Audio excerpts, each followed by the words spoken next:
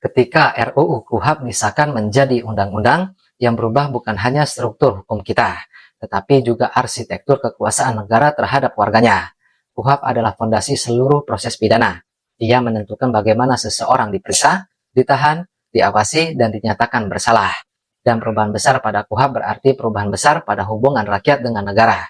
Dalam KUHP yang baru, negara memperluas kewenangan aparat untuk melakukan teknik investigasi khusus, memperkuat ruang penyelidikan, membuka pintu penyadapan, analisis digital, hingga akses terhadap data pribadi yang semakin luas. Secara teoritis, ini digadang-gadang sebagai modernisasi, agar hukum mengikuti perkembangan zaman. Namun sejarah memberi kita pelajaran penting. Setiap perluasan wewenang, negara harus diimbangi dengan pengawasan yang lebih kuat. Dan inilah yang menjadi pertanyaan publik hari ini. Indonesia punya rekam jejak panjang, dari salah tangkap, penyelidikan yang memaksa, rekayasa kasus, kriminalisasi kritik, hingga perlakuan hukum yang seringkali selektif. Rakyat kecil menjadi pihak yang paling sering merasakan tajamnya hukum, sementara para pemegang kekuasaan sering berjalan di ruang yang lebih longgar. Dalam konteks ini, KUHP baru tidak berdiri di ruang kosong. Ia berdiri di atas sejarah penyalahgunaan wewenang. Ia berdiri di atas struktur pengawasan yang belum sepenuhnya transparan.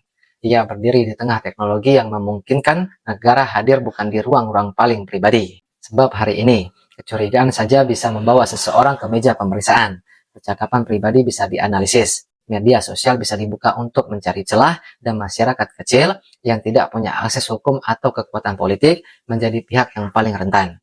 Pertanyaannya lalu berubah. Bukan apakah KUHP baru itu buruk, tapi siapa yang akan menjalankannya dan siapa yang berani mengawasinya. Sebab undang-undang ini bukan hanya tentang pasal, tapi tentang karakter aparatur penegak hukum. Bukan hanya tentang aturan, tapi tentang integritas mereka yang memegangnya. Dan disinilah letak ujian besar bangsa ini. Apakah hukum menjadi penjaga rakyat atau alat yang membuat rakyat semakin takut?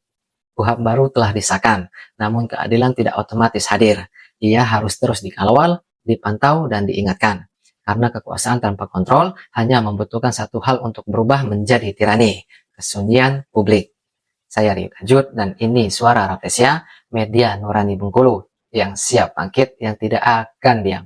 Mari belajar memanusiakan manusia. Ingat, diskusikan apapun itu, tapi tetap pakai adab.